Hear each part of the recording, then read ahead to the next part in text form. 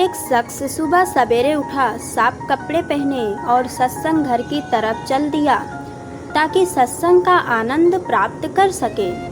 चलते चलते रास्ते में ठोकर खाकर गिर पड़ा, कपड़े कीचड़ से सन गए।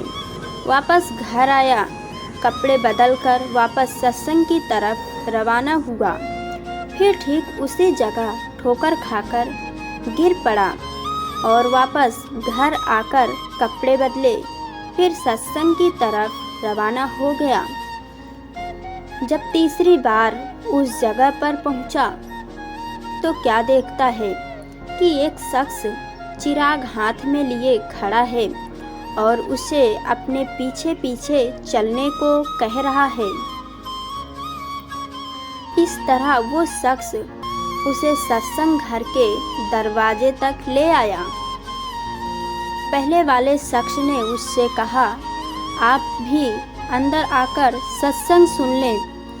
लेकिन वो शख्स चिराग हाथ में थामे खड़ा रहा और सत्संग घर में दाखिल नहीं हुआ। 2-3 बार इनकार करने पर उसने पूछा, आप अंदर क्यों नहीं आ रहे हैं? दूसरे वाले शख्स ने जवाब दिया, इसलिए क्योंकि मैं काल हूँ। ये सुनकर पहले वाले शख्स की हैरत का ठिकाना न रहा।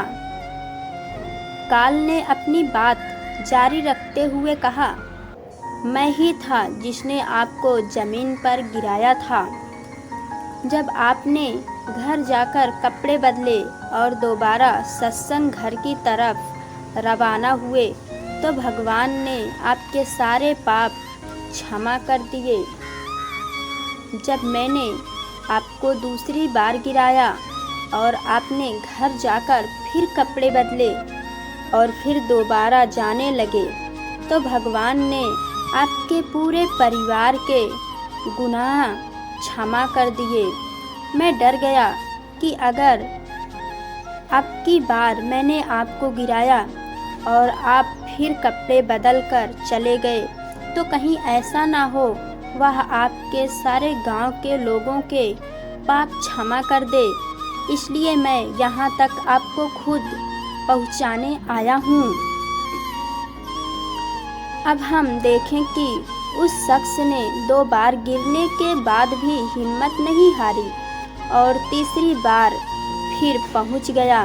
और एक हम हैं, यदि हमारे घर पर कोई मेहमान आ जाए या हमें कोई काम आ जाए तो उसके लिए हम सत्संग छोड़ देते हैं, भजन जाप छोड़ देते हैं।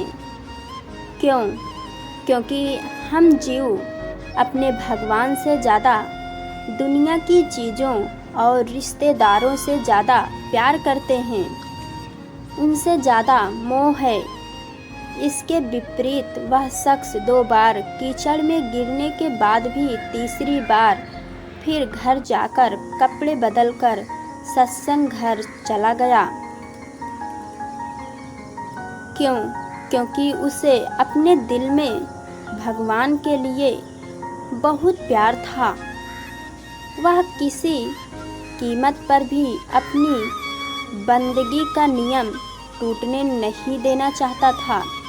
इसलिए काल ने स्वयं उस शख्स को मंजिल तक पहुंचाया जिसने कि उसे 2 बार कीचड़ में गिराया और मालिक की बंदगी में रुकावट डाल रहा था, बाधा पहुंचा रहा था।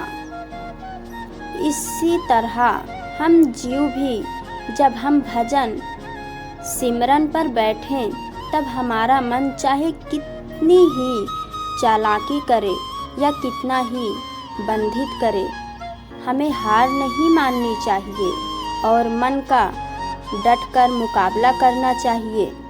एक ना एक दिन हमारा मन स्वयं हमें भजन सिमरन के लिए उठाएगा और उसमें रस भी लेगा।